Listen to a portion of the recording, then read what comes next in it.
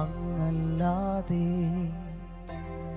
ആരുമില്ലേ എന്നുള്ളത്തിൽ യേശുവേ, അങ്ങല്ലാതെ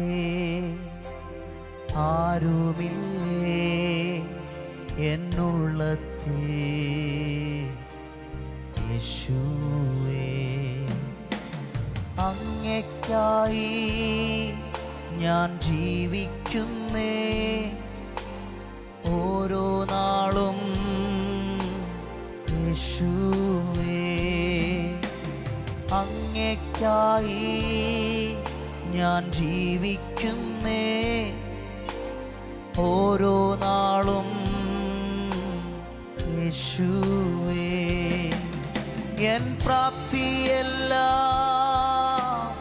അങ്ങു മാത്രം, എൻ യോഗ്യതയോ നിൻ കൃപ മാത്രം. എൻ പ്രാപ്തിയെല്ലാം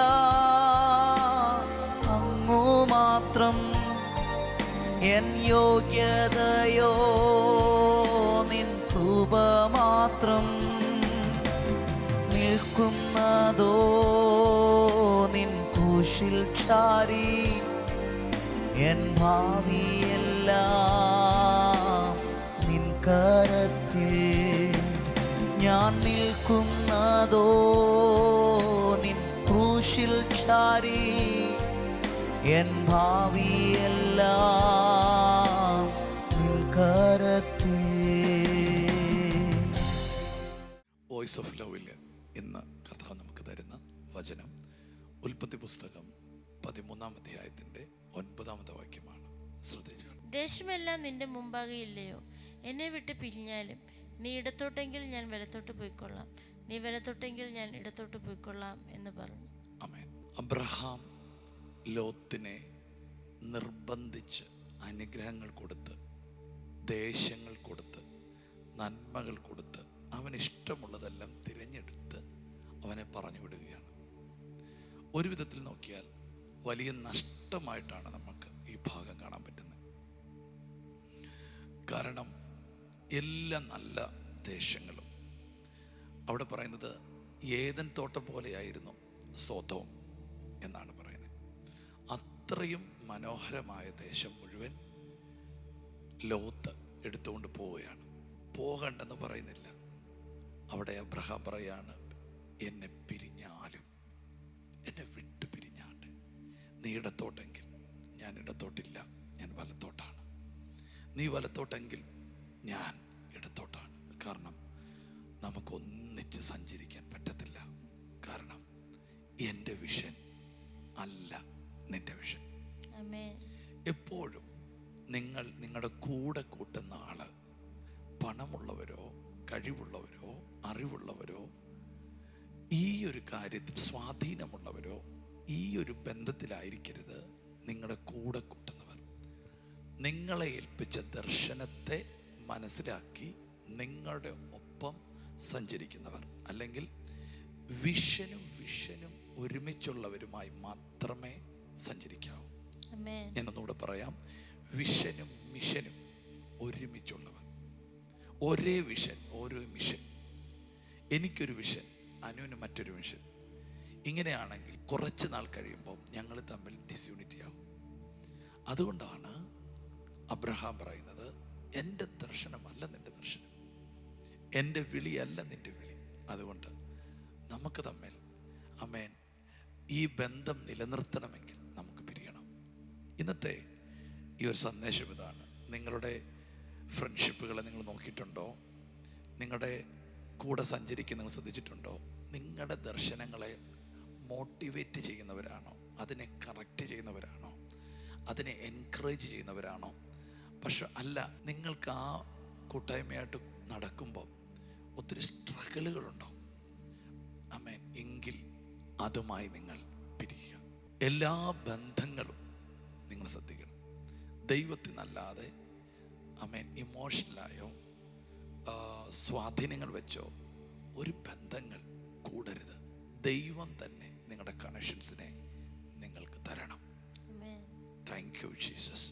ഇന്നത്തെ ദിവസം പരിശുദ്ധാത്മാവ് നിങ്ങളെ ഓർപ്പിക്കുന്നു. ആമേൻ. നിങ്ങളുടെ ജീവിതത്തിനകത്ത് നിങ്ങളുടെ ദർശനത്തെ കളയുന്ന ചില വ്യക്തികളെ വിട്ടുകളയാൻ കർത്താവ് പറയുന്നു. ആമേൻ. എന്നെ വിട്ടുപിരിഞ്ഞാലും നമുക്ക് ഒരുമിച്ച് ഇനി യാത്രയില്ല. ഇതൊരു ചിലർക്കൊരു കൺഫർമേഷനാണ്. ദൈവഹിതമില്ലാത്ത ചില ബന്ധങ്ങൾ വന്നാൽ സ്വർഗത്തിൻ്റെ നന്മകൾ അടയും, വാതിലുകൾ അടയും. ആ ബന്ധങ്ങൾ പോകുന്നവരെയും നമുക്ക് മുൻപോട്ട് പോകാൻ കഴിയത്തില്ല. ആ ബന്ധങ്ങൾ പോയി കഴിയുമ്പോൾ നമ്മുടെ ഇന്നുവരെ കാണാത്ത ദൈവികമായ ബന്ധങ്ങൾ നമ്മെ തേടി വരും. ആമേൻ. അബ്രഹാം നിർബന്ധിച്ച് ലോത്തിനെ പറഞ്ഞു വിട്ടു.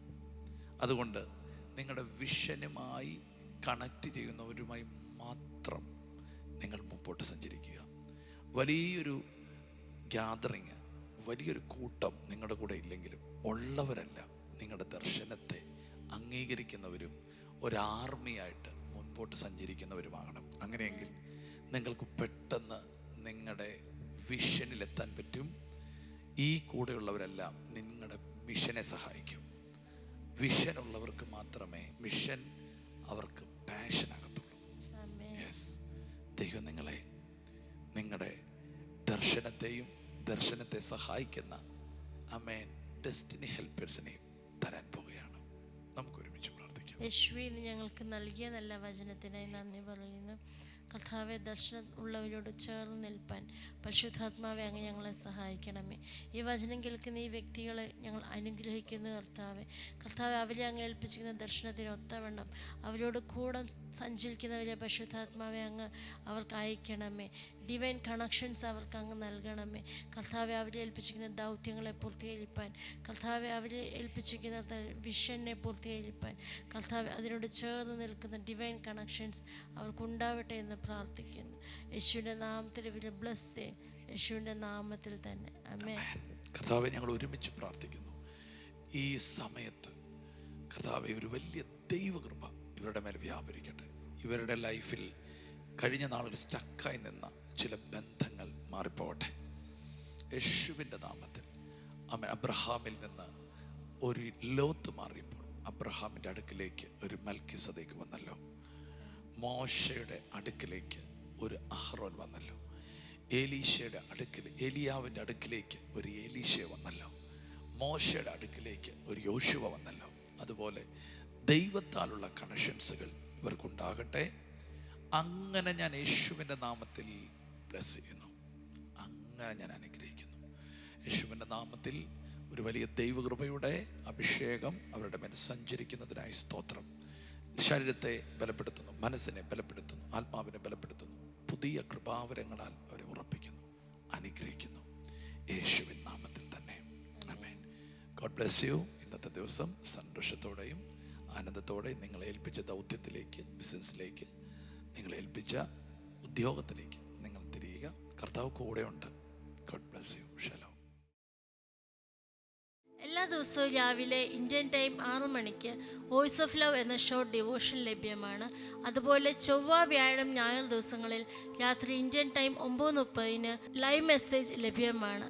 ഈ സന്ദേശങ്ങൾ ലഭ്യമാകുവാൻ പാസ്റ്റർ രാജേഷ് ഏലപ്പാറ യൂട്യൂബ് ചാനലും ഗാനങ്ങൾ ലഭ്യമാകുവാൻ രാജേഷ് ഏലപ്പാറ യൂട്യൂബ് ചാനലും സബ്സ്ക്രൈബ് ചെയ്യുക, മറ്റുള്ളവരിലേക്ക് ഷെയർ ചെയ്യുകയും ചെയ്യുക.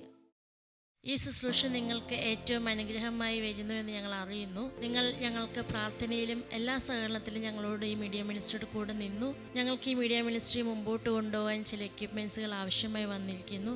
തുടർന്നും നിങ്ങളുടെ പ്രാർത്ഥനയും സഹകരണവും ഞങ്ങൾ ആവശ്യപ്പെടുന്നു.